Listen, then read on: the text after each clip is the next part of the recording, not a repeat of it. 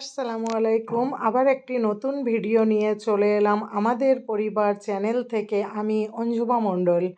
এই যে আমাদের পাড়া নন্দগড়ের আজকে 18টি রোজা শেষ হতে চলেছে। তো নন্দগড়ে আমাদের ইফতারি পার্টি দিয়েছে আমাদের যেসব কাকু, দাদা এবং দিদিরা।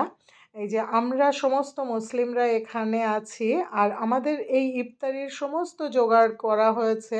যারা করেছেন তারা আমাদের জেঠু এবং তারা হিন্দু সম্প্রদায়ের। তো আমাদের নন্দগড়কে দেখে আপনারা যারা এই যে হিন্দু মুসলিম গণ্ডগোল করেন না, তাদের জন্য আমার এই মেসেজটি, যে হিন্দু মুসলিম কত একটা ভাইচারা বানিয়ে থাকা যায়, বা ভাইচারা বানিয়ে একসঙ্গে একই পাড়ায় বসবাস করা যায়, সেটা আমাদের নন্দগড়কে না দেখলে আপনারা বুঝতে পারবেন না।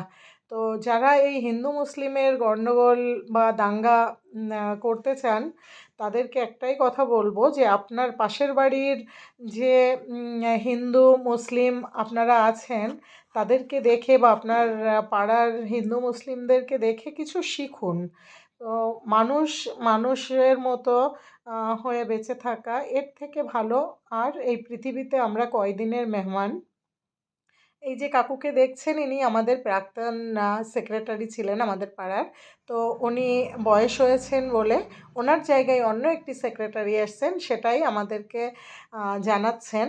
আর আজকে ওমেন ডে, তো সেই হিসাবে আমাদের মেয়েদের জন্য অনেক অনেক উনি ভালোবাসা দিলেন। তো সবার জন্য ভালোবাসা।